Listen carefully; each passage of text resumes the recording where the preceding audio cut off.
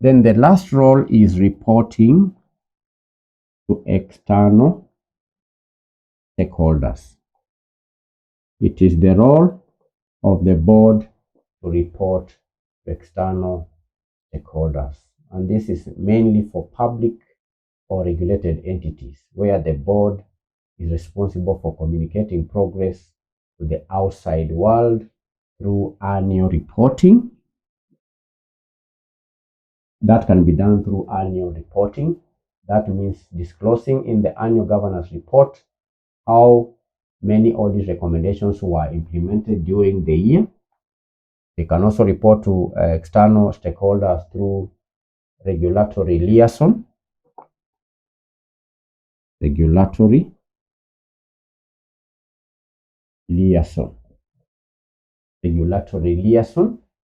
If the audit was triggered by a regulator, then the board chairperson may need to provide personal assurance that the action plan is on track.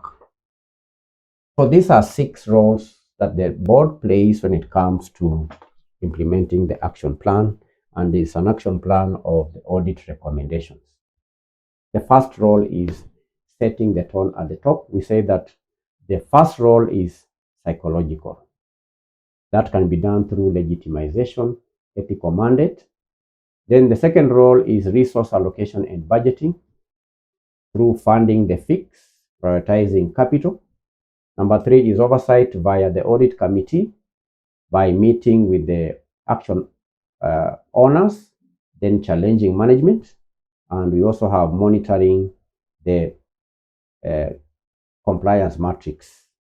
Role number 4, managing management resistance through resolving conflicts, preventing boilerplate responses. Then number 5, linking remediation to remuneration through KPI integration and performance reviews.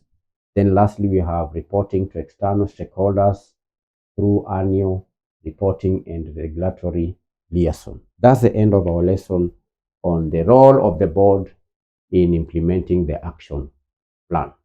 Bye-bye.